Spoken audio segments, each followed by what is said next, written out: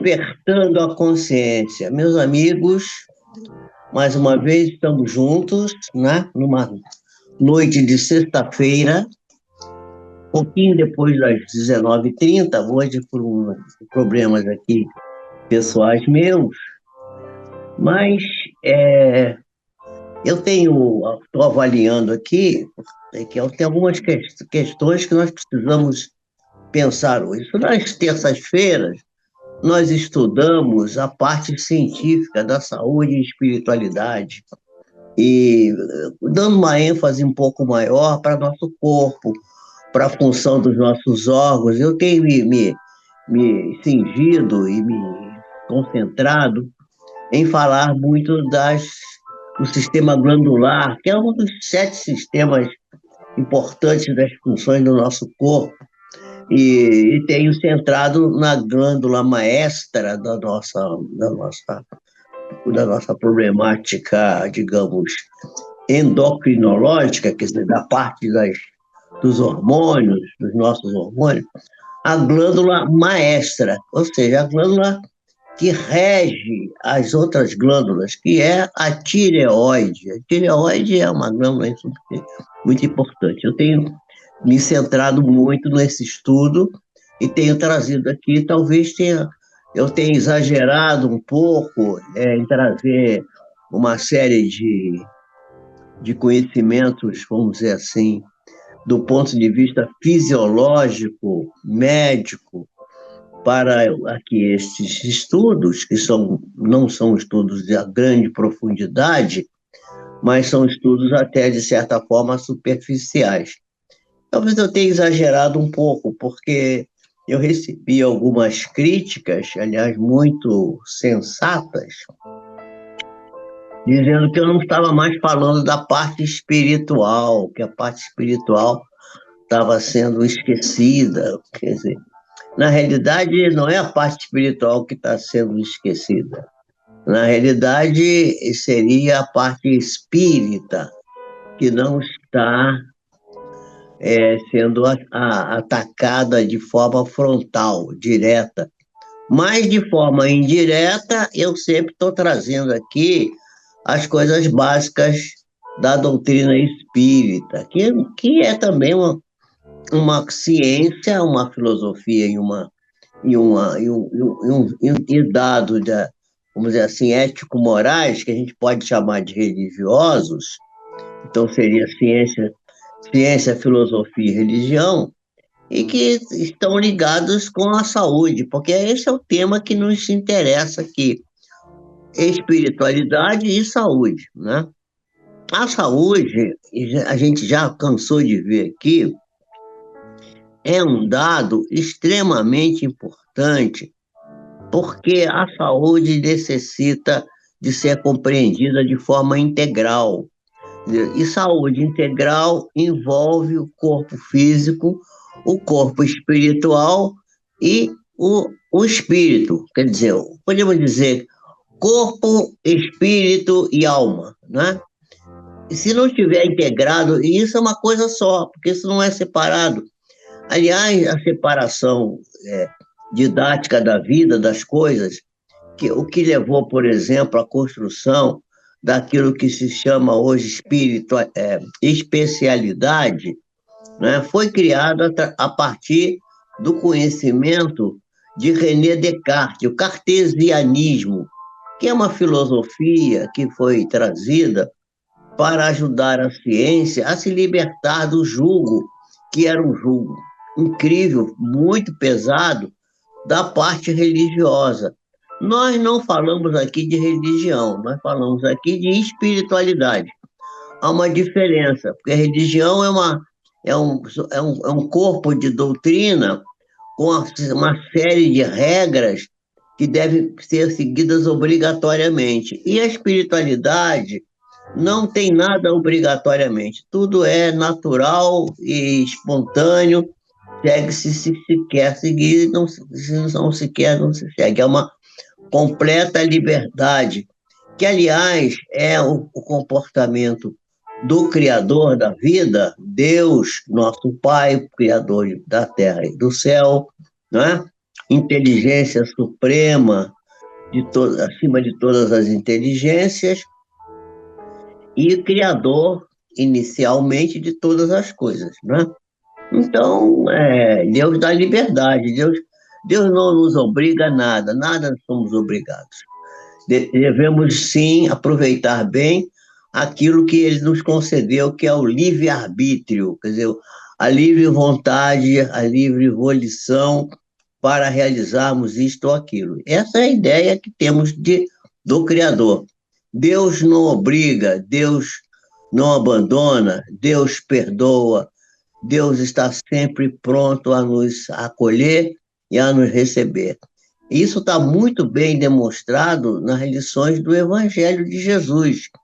Eu costumo trazer sempre alguns dados das parábolas de Jesus, e tem uma parábola que é emblemática, todas elas são, mas é uma que é emblemática com respeito à questão do respeito à liberdade, que é a parábola que é chamada normalmente de parábola do filho pródigo, mas que eu chamo de parábola dos dois irmãos. A parábola dos dois irmãos é uma parábola que nos remete a uma ideia de uma pessoa, né, de um príncipe, um herdeiro de uma grande fortuna, e seu pai, né?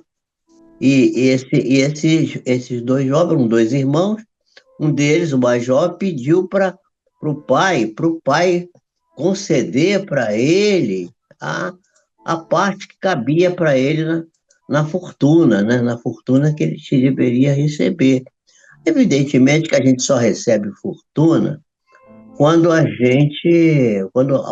vamos dizer assim, o pai da gente morre, né? Quer dizer, então nós estamos sempre vivenciando, né, uma forma de entender a vida através do processo libertário a saber usar o nosso direito de ir e vir. O que tem sido, hoje em dia, aí não vamos entrar nesse mérito, um pouco complicado, porque as pessoas estão sendo, vamos dizer, quase que dirigidas a assumir uma posição vamos dizer assim, de rastreio das suas vidas,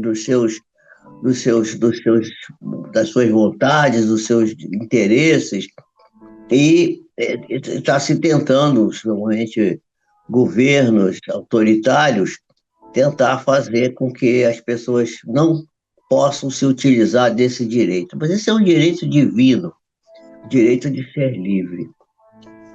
E nós temos que basear sempre essa ideia da associação da ciência com a religião naquela tríade que Jesus nos concedeu e que alguns filósofos e alguns cientistas, por exemplo, Carl Jung, que eu já trouxe isso aqui, nos dá uma tríade fantástica. Que tríade é essa? A primeira é o amor a Deus sobre todas as coisas. Deus acima de tudo. Deus, primeiro Deus.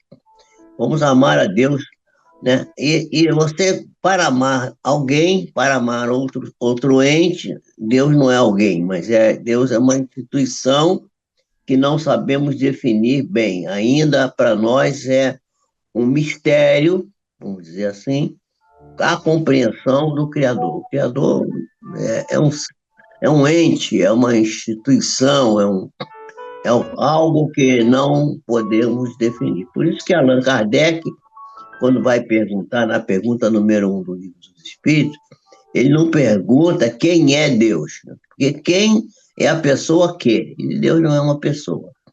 Ele pergunta o que é Deus? O que é Deus? Deus é o quê? E aí a resposta vem exatamente isso que eu já acabei de dar aqui, que é inteligência suprema, criador, né, primário, primeiro de todas as coisas, né? A maior inteligência é que criou tudo que existe. Esse é o primeiro princípio, que Carl Jung vai dizer que isso é fundamental para a gente ser feliz. No segundo item, no segundo elemento, é a consciência que devemos desenvolver da nossa possibilidade de continuarmos vivos, mesmo depois que o corpo físico penetre. Todo o corpo físico, o meu, o seu, de todos nós estamos aqui, vai um dia desaparecer. Então, não tem como, não. Um dia a gente vai sofrer o decesso do corpo humano. Deixa eu cumprimentar as pessoas aqui. Aqui nós temos a Marieta Simões, a Maria das Graças, a Leia Brum, a nossa Zélia Graça, que está aí também, a Leia está dizendo aqui, dar o seu, e dar o seu, eu não sei o que é, mas tudo bem. Então, a gente está sempre procurando caminhar, não é? No sentido de encontrar esses dois princípios. Deus, primeiro, sobrevivência da alma, o segundo princípio. O segundo princípio é a sobrevivência da alma. Mas nós temos, além desses princípios, né, da sobrevivência da alma um terceiro princípio que é também um fundamento importante na nossa vida, que é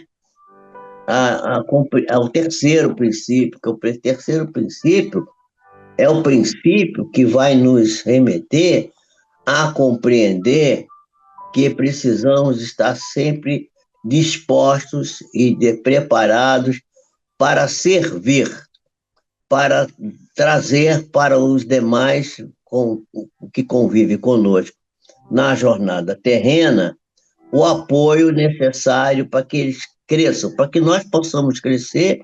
Esse é um problema. O problema é crescer, desenvolver-se, mas deixar também os outros crescer e facilitar. Quer dizer, ao invés de a gente ser uma parede, a gente tem que ser uma ponte, a gente tem que ser uma alavanca de tentar ajudar o próximo a desenvolver sua vida também. Eu estava fazendo uma análise um dia desses, aliás, ontem, sobre um vídeo que eu fiz sobre o capítulo. Aliás, está com um título assim, meio. Você foi até ver porque eu fiquei curioso, que eu botei um título: Estudo do capítulo 4. Capítulo 4 de quê? Aí eu fui ver que era de um livro de Manuel Filomeno de Miranda, que fala sobre a pandemia, sobre aquela pandemia que nós vivemos aqui do coronavírus. Mas vai mostrar nesse livro, esse livro chama-se No Rumo do Mundo de Regeneração. No Rumo do Mundo de Regeneração. Olha que título empolgante, hein? E aí ele vai mostrar como que a espiritualidade viu aquele processo de desencarne de tantas pessoas, de sofrimento de tantas criaturas, o porquê, qual o motivo pelo qual se desenvolveu aquela situação. E aí, nesse capítulo 4 que a gente estava estudando esse livro, e nós fomos estudando esse livro capítulo a capítulo, quer dizer, capítulo 1, capítulo 2, capítulo 3, e eu fazia um link com um grupo que está situado em São Paulo, que é um grupo de estudiosos, de pessoas muito capazes, que fizeram esse estudo. E eu apenas reproduzi aqui no canal, não foi nesse canal, foi um outro canal anterior que eu ainda tenho, que é um canal chamado Jorge Pico, está aqui no YouTube também. Aliás, o nosso gerente aqui, o nosso maestro, Carlos Nascimento Lima, ele está gradativamente transpondo os vídeos que estão lá no outro canal para cá, para esse canal aqui. Então, nós estamos aumentando o nosso acervo aqui com esses vídeos. Então, esse estudo é muito interessante. E o capítulo 4 desse livro, no rumo do mundo de regeneração. Vou falar qualquer dia desse sobre a regeneração da humanidade aqui. Até parece que não vai ter regeneração.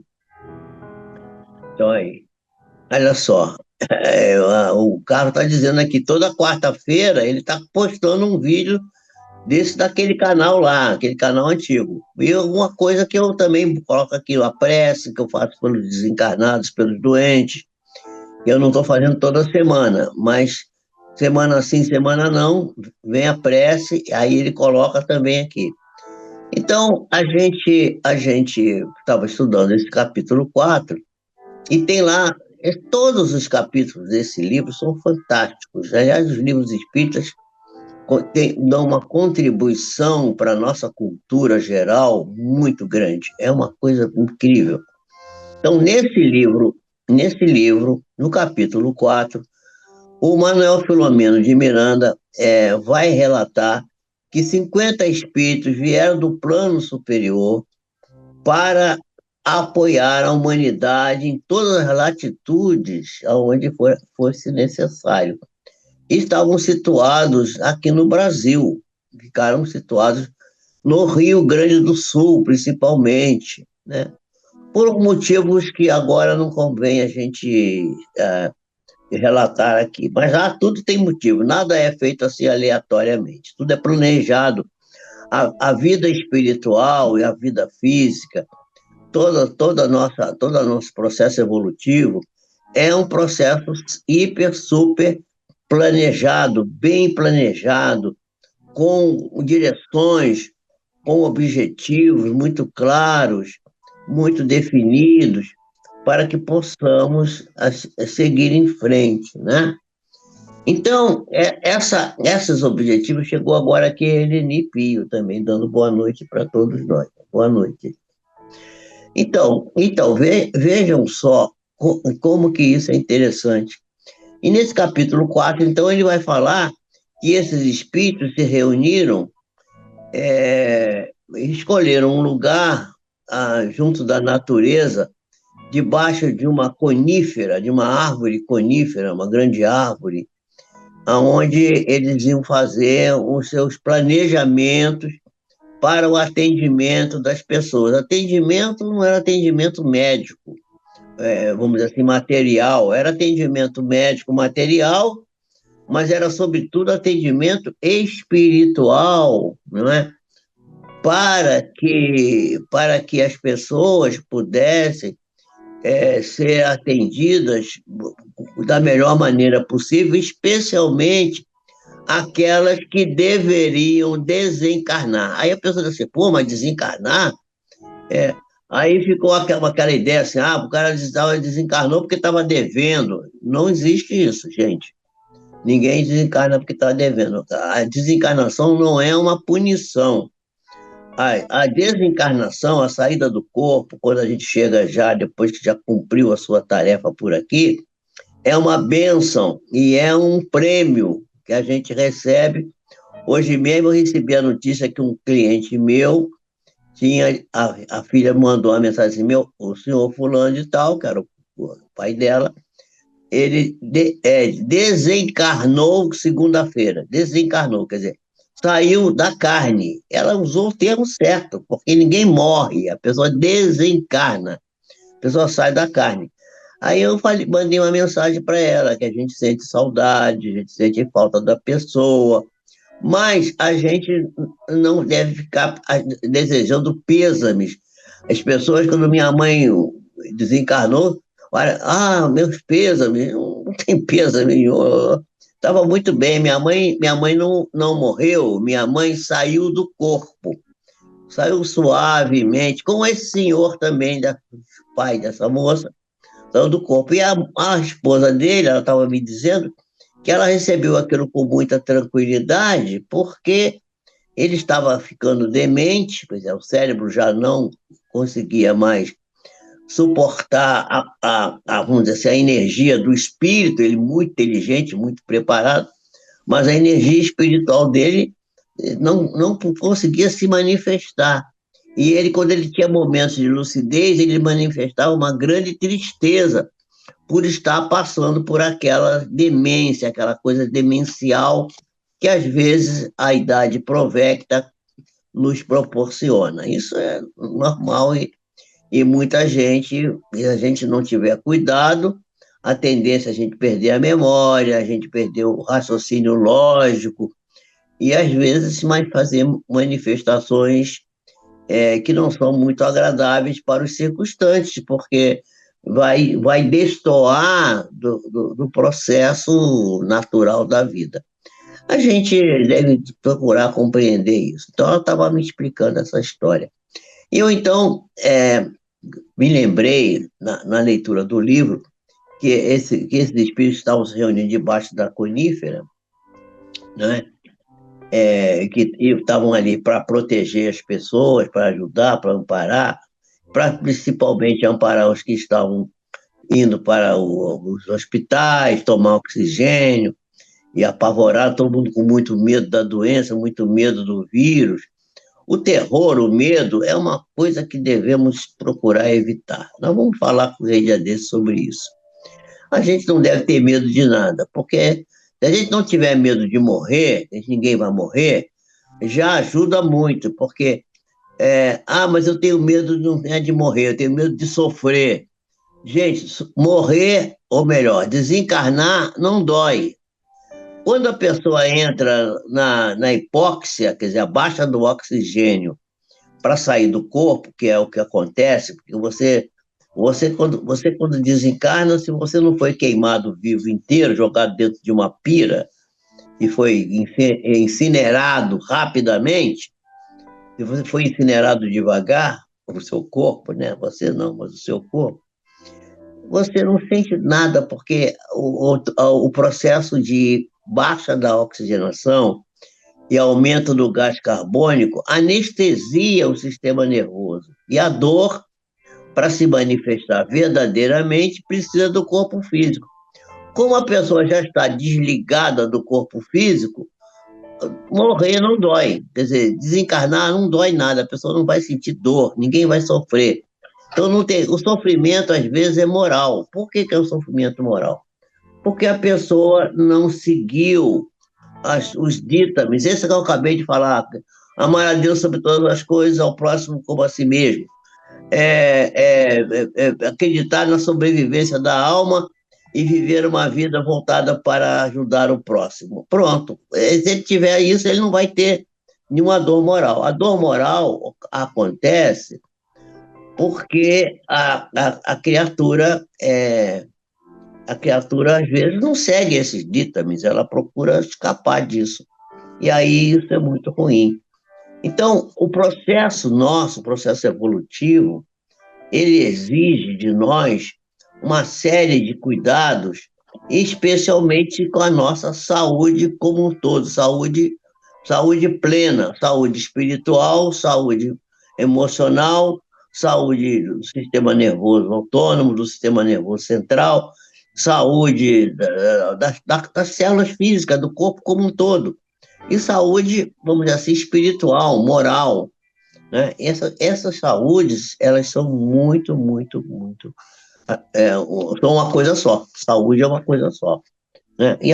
O que é a saúde? A saúde é a harmonia da alma. Se a alma está harmônica, está com saúde. Se a alma não está harmônica, a saúde vai embora. Então, enquanto a gente for egoísta, enquanto nós tivermos o egoísmo predominando em nossa vida, nós vamos só pensar nas coisas imediatas, que são pertinentes aqui, aos instintos primários. E nós precisamos nos libertar dos instintos primários, porque esses instintos primários, eles nos mantêm na funa dos mecanismos conflitivos e com medo, sem coragem para sair da sombra e vir para fora de nós mesmos, saindo da caverna, aquela teoria da caverna da filosofia de Sócrates, né? Que as pessoas ficam dentro da caverna vendo só as sombras que se refletem dentro da caverna e elas acham que a vida lá fora é só aquilo que está ali. Até que um dia alguém sai da caverna, vai e vê o que é a realidade, volta, explica para as pessoas e ninguém acredita, porque a pessoa está habituada a só assistir aquele negócio ali da caverna, só a sombra. Muitos de nós vivemos assim. Boa noite, Vera Lúcia. Seja bem-vinda. Vera Lúcia está entrando aí, estou vendo ela ali. Então, enquanto haja essa predominância egoística ou egóica em nós, as aspirações imediatistas vão nos dominar, nós vamos viver na cuna do mecanismo da caverna. E nesses mecanismos conflitivos, e é preciso que a gente vá para fora e veja, esqueça as projeções escuras e veja a realidade, né? Fora da caverna, dessa caverna na qual nós costumamos viver, existe um sol de esperanças que estão nos patamares superiores da nossa psique, estão lá em cima, nossa psique mais elevada possível, aonde se encontra toda a grandiosidade e toda a legitimidade das expressões do ser espiritual, não do ser material, do ser espiritual, aguardando desabrochar em nós. São coisas que estão em nós, prontas para vir para fora, para nos tornar seres plenos, cheios de sabedoria, cheios de entendimento, de paz, de compreensão, de entendimento, e que ainda não nos apropriamos desse material. A psicologia que Jesus inaugurou, que foi a psicologia do amor, né? O amar ao próximo como a si mesmo, amar a Deus sobre todas as coisas, amar a si próprio, auto-amor, para compreender a si mesmo e evitar as coisas que são negativas na sua vida, né?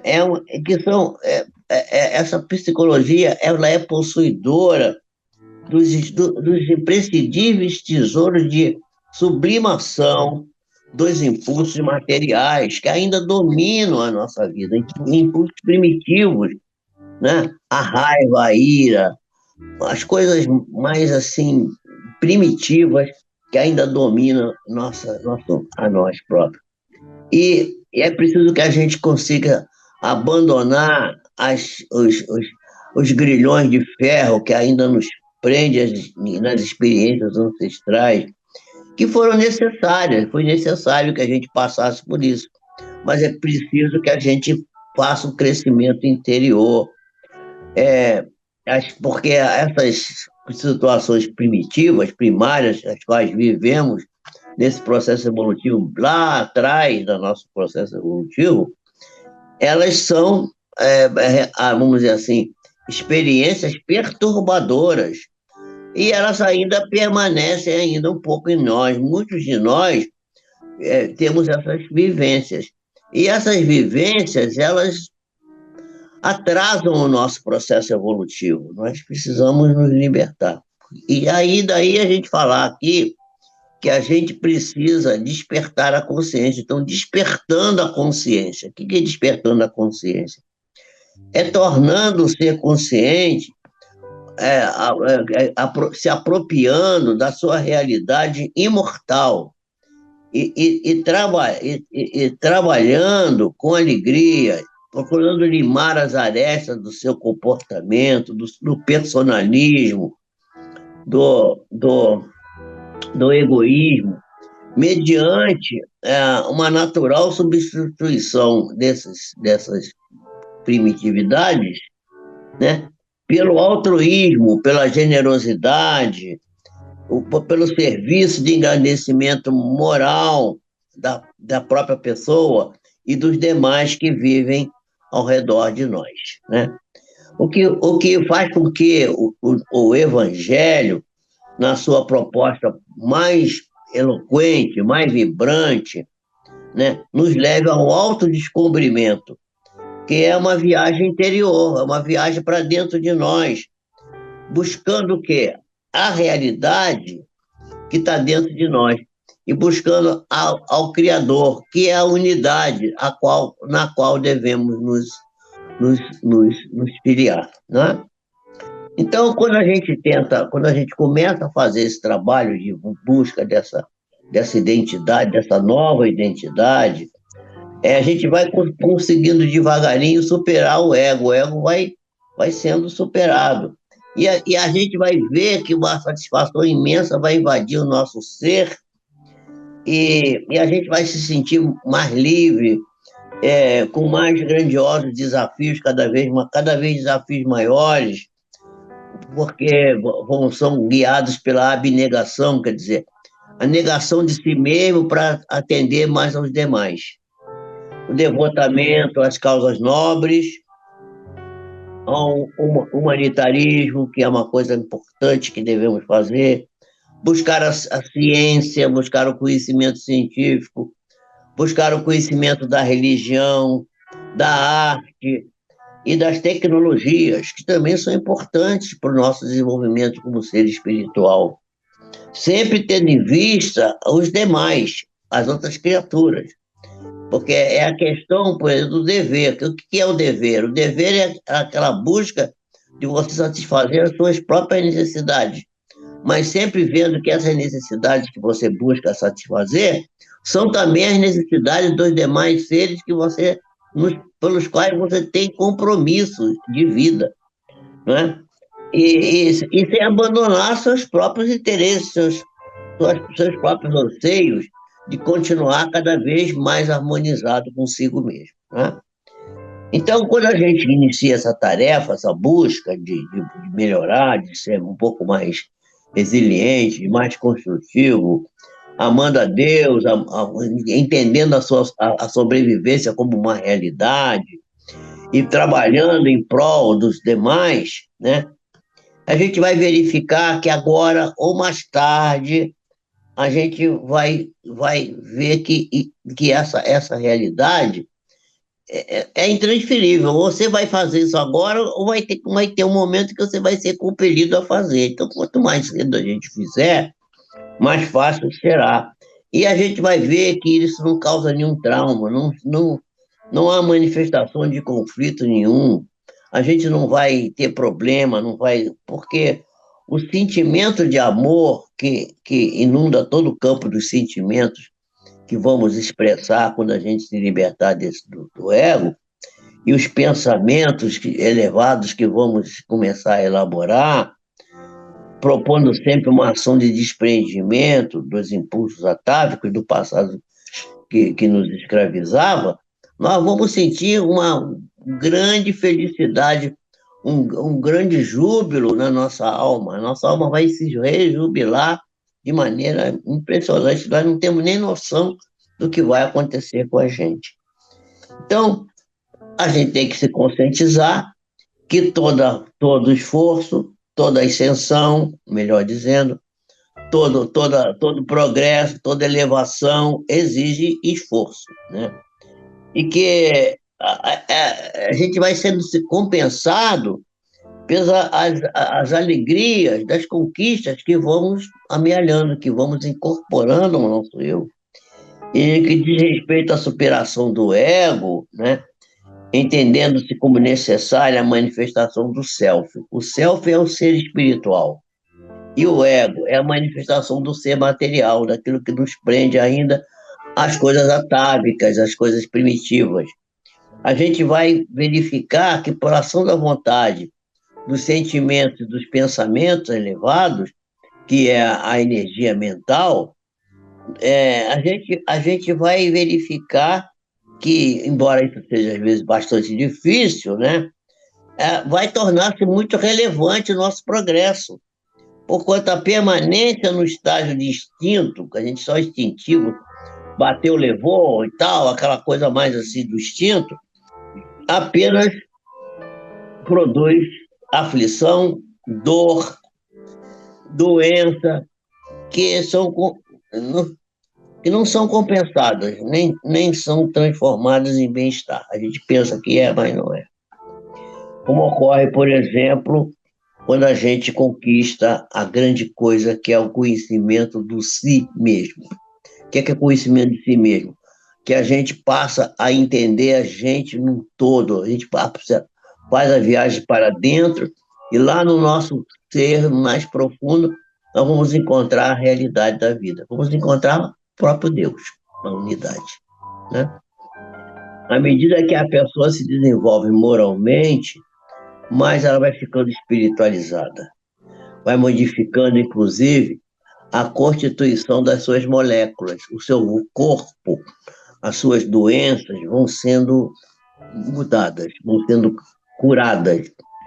a organização física vai se melhorando, vai havendo uma alteração hormonal, uma alteração da parte óssea, da parte neurológica, da parte do sistema nervoso, da parte endócrina, da parte digestiva, de todo o sistema orgânico que rege a nossa economia física.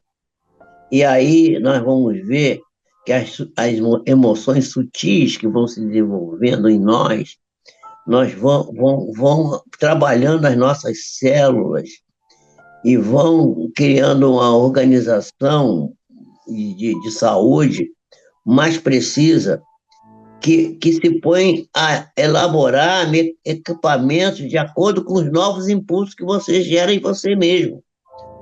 E se você tem impulsos mais sutis e menos tóxicos, você fica menos doente, você fica menos enfermo. E aquilo que antes exigia estruturas densas, pesadas, coisas ligadas ao instinto e mesmo grosseiras, vão se transformando.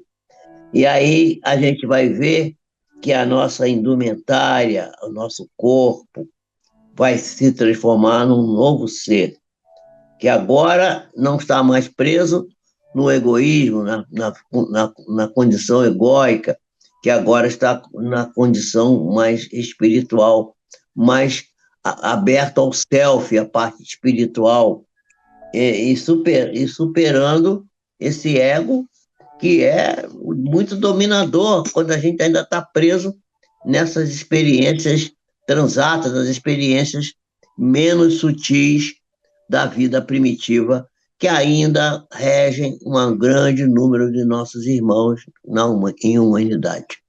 Mas compete a nós que já visualizamos esse novo patamar de progresso, desenvolver isso e mostrar às pessoas, através do seu exemplo, através do seu comportamento dedicado a elas, você vai mostrar que isso felicita você. Muita gente vê você assim, você está sempre rindo, sempre feliz, sempre alegre.